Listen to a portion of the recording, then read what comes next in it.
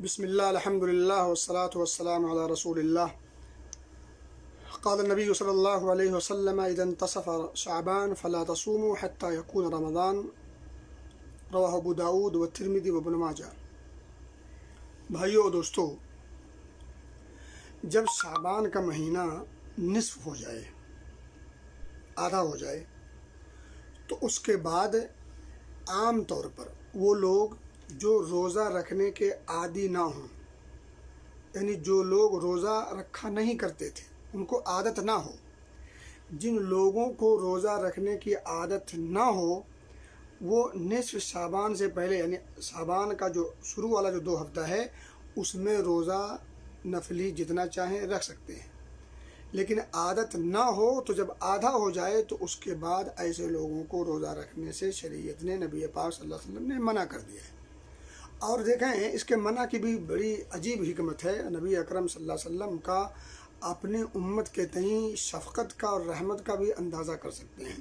آپ صلی اللہ علیہ وسلم نے منع کیوں کیا؟ منع یہ کیا تاکہ کمزوری نہ آ جائے، تاکہ قوت میں کہیں کمی نہ آ جائے اور آدمی کمزور نہ ہو جائے. پھر جو اس کے بعد جو اگلا آنے والا مہینہ رمضان ہے، اس کے روزے فرض ہیں، تو کہیں ایسا نہ ہو کہ نفل کے چکر میں وہ اپنے آپ کو کمزور کر لے اور وہ کمزور ہو جائے، اور کمزوری کی وجہ سے رمضان کا مہینہ جو اس کے جو روزے فرض ہیں، وہ فرض میں کہیں کوتاہی نہ کر بیٹھے اور کہیں وہ چھوٹ نہ جائیں یا بیمار نہ ہو جائے، کمزور لاغر نہ ہو جائے. تو کمزوری اور لاغری کی وجہ سے، اور پھر یہ وجہ بن سکتا ہے فرض روزے کے چھوٹنے کا، تو آپ صلی اللہ علیہ وسلم نے شفقت کرتے ہوئے ایسے لوگوں کو آدھے شعبان کے بعد روزہ رکھنے سے منع کر دیا. البتہ جو لوگ عادی ہیں ہر پیر اور ہر جمعرات کے روزہ رکھنے کا، وہ لوگ نصف کے بعد بھی رکھ سکتے ہیں. اسی طرح سے جو لوگ عادی ہیں ایام 20 کے، تو وہ تو 20 میں آ گیا، 13 14 15، تو اس کے بھی جو رکھنا چاہیں وہ تو رکھ ہی سکتے ہیں، اور وہ تو 15 تک ہو ہی گیا. اسی طرح سے کچھ لوگ اگر عادی ہوں، اللہ توفیق دے، یہ صوم داؤدی، جسے کہ ایک دن روزہ ایک دن افطار، ایک دن روزہ ایک دن افطار، یعنی ایک دن رکھنا ایک دن نہ رکھنا، تو جو لوگ اس کے عادی ہوں وہ 15 کے بعد بھی رکھ سکتے ہیں. علماء نے گنجائش دی ہے. تو کہنے کی بات یہ ہے کہ 15ویں شعبان جب ختم ہو جائے تو اس کے بعد جو لوگ عادی نہ ہوں وہ لوگ روزہ نہ رکھیں. جو لوگ عادی ہیں یا کسی سبب سے کوئی روزہ رکھنا جوان، یا کسی کا قضا روزے ہیں جو باقی رہ گئے ہیں، تو ظاہر سی بات ہے وہ بھی ادا کر سکتے ہیں. یا اور کوئی سبب بن سکتا جو جائز سبب ہو، جو شرعی سبب ہو، تو ان اسباب کی بنیاد پر اگر کوئی آدمی روزہ رکھنا چاہے تو رکھ سکتا ہے. البتہ جو عادی نہ ہوں وہ 15 شعبان کے بعد روزہ رکھنے سے اپنے آپ کو روکے رکھیں. اور اسی طرح سے ایک روزہ وہ بھی ہے جس کو شریعت نے منع کیا ہے، شک کا روزہ.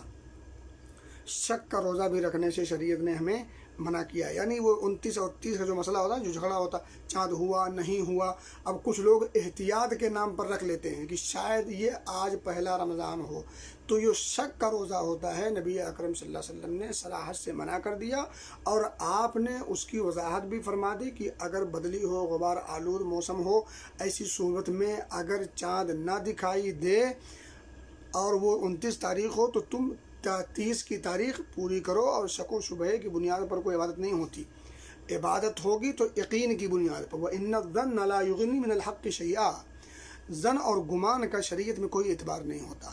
تو جو بھی کام ہوگا وہ حق کی بنیاد پر ہوگا، حقائق کی بنیاد پر ہوگا، علم کی بنیاد پر ہوگا، دلائل کی بنیاد پر ہوگا.